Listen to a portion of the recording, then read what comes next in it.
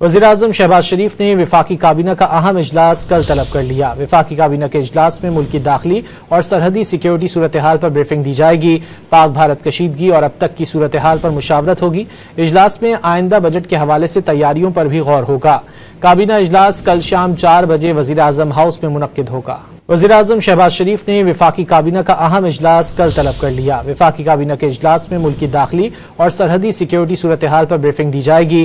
पाक भारत कशीदगी और अब तक की सूरत हाल पर मुशावरत होगी।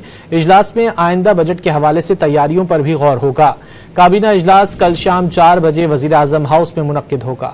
वज़ीर-ए-आज़म शहबाज शरीफ ने वफाकी काबीना का अहम इजलास कल तलब कर लिया। वफाकी काबीना के इजलास में मुल्क की दाखिली और सरहदी सिक्योरिटी सूरत हाल पर ब्रीफिंग दी जाएगी।